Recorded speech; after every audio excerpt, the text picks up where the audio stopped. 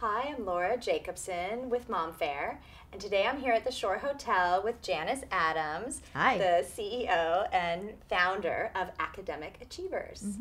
So tell me just a brief statement about what Academic Achievers is. Well, Academic Achievers is basically a tutoring company. However, ours is very special because it's ours. And we do things a little differently. Do you want me to be specific? Well, we can talk about that a little bit more later. Why don't we Uh-huh. get into why you decided to start your own business as opposed to going back to work? Well, when my last child went to college and I was not young, I decided that I would start a business. And I had been a teacher for many years in both in Pennsylvania and in California, but I never ever started a business. I don't have a business degree. I never took an accounting class. I didn't know what I was doing, but I decided that I would start a tutoring agency. And I thought, well, I know so many people that ask me who can tutor my child, but when I see what's going on out there, I hesitated to recommend anyone. So I started what I thought would be a better quality tutoring situation, and it caught on. It caught on faster than I thought it would. Well, how did you begin? Did you find tutors or did you start small, or what was your successful ingredient that you can share with our audience? Well, I got a business card and I contacted everybody I knew and suggested that if they knew anyone that needed a tutor, they contact me. I'm working out of an extra bedroom in my house. I'm interviewing tutors in my living room. I had no overhead, so therefore I never had to produce any materials. It was just a service industry. How can I say it? It was naive. It was naive. I mean, somebody else. I think it's courageous. Oh, well, someone And else. fearless. I'd tell them, maybe you should intern for someone else, or maybe you should get a franchise.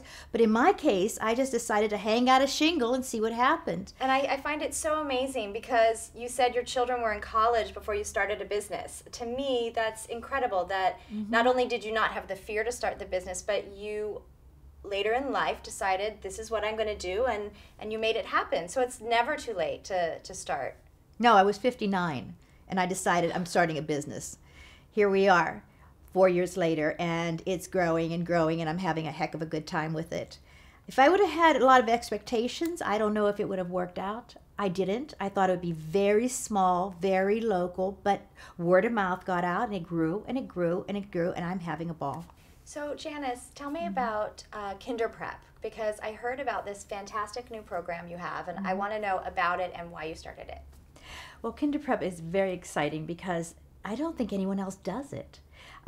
What happened was we were getting phone calls for people that were saying, my child is in tears, can't keep up at school, I don't know what to do. And I'm thinking, calm down, we can handle it. Now, what grade is your child in? And they said, kindergarten. I was shocked. Kindergarten? So I did a bit of research and found out that the kindergarten curriculum now is incredibly intense. It didn't used to be that way. As I was explaining to you earlier, the global literacy status of the United States is like 17. And so a few years ago, with the No Child Left Behind bill, I believe, they decided to change the curriculum so that we were bringing our academics up higher, faster. Unfortunately, the children that are now in kindergarten are the ones that are getting it. I have a boy in kindergarten right now. So you see what I'm talking Yeah. about. Exactly. So today, if you look in the Orange in California, it's called, the curriculum for kindergarten says you must be able to read, add, subtract, and do algebraic thinking to graduate kindergarten. Wow. So what's your program about? Our program then had to look at this and say, we don't want a child that 4 or 5 in front of flashcards or worksheets. There has to be a way to integrate what they need to learn in a way that's going to be exciting for them, because we're always going to be learning. We're lifelong learners. And if you get it right, then it's not like, okay, now it's playtime and now it's study time. And Right. So instead of that, let's integrate them. So we do. We have hands-on manipulatives they work with so they can see what they're getting and what we're doing fractions with 3-year-olds, 4-year-olds with no-bake granola. We take a 1/4 cup of raisins, a 1/4 cup of coconut, and they see how these are mixing and how much we have now, and then we put the numbers up on the board, and they get all excited, and they understand. It's just a different way. Kindergartners understanding fractions. That's amazing. They do. You can build on one subject. If a child is into Barbie dolls, you can build on that into fashion in the 50s. Theme that's something related to kids. So if a kid's likes baseball, maybe you would choose that theme. And then you can add to it whatever that brings up for them. I was saying, from Barbie dolls, we ended up teaching a bunch of children about the 50s. And from baseball, the kids were learning statistics. I mean, and they were little kids, but they were into it. So that's what gets us going. That's why our kinder prep people are the best, because they can work with the kids, and they can listen to the kids, and they can make it happen. And as I was telling you earlier, last summer all the children were decoding and reading, and we never set out to do that. It was just part of the event. Love that. I love that. So can you get a little more specific with us now about what's your secret formula to making your business a success? Like customer service or tutors or the programs you have? I asked my friends, I said, what don't you like about the tutors that you're using? And then I heard what they didn't like, and that's what I decided that I was going to improve on. First off, I don't know what the tutor's doing. He goes with my kid, and the kid said it's fine, and what do you mean you don't know what your tutor's doing? So I make sure the tutors make progress reports, of which I then talk to the parent about, and we go back and forth, and we are on first name basis, and I know every single parent, I know every single child, and even though we're getting bigger and bigger, I have it all on my desktop. That was one thing. The other thing is they were getting tutors that were undergraduates. I mean, this is not what I would be spending my money on. Our tutors all have master's degrees, or they are working on one. We have some with doctorate degrees, and they have all been tutoring for 5 years. I'm very, very fussy. We have less than 20 tutors that I trust, and that's it. Unless you have to be very, very good to get in with my company.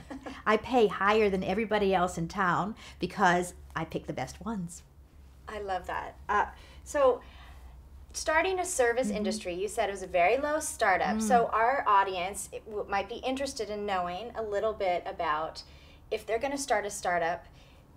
For you, a tutoring business, I mean, you recommend this for moms as a great way to if they want to start a business but don't have a lot of money.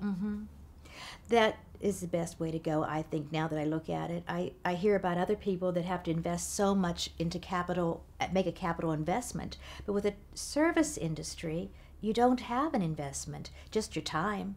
And so you're sending people out that you believe in, and if it's a good product, then they tell people, and they tell people, and it just grows on its own. Oh, Janis, I'm so glad to have met you and to learn about your business. I know everyone should follow in your footsteps of being fearless and not being afraid to go out there and start a business no matter what age you are. No. Thank you so much for being here today. You're welcome.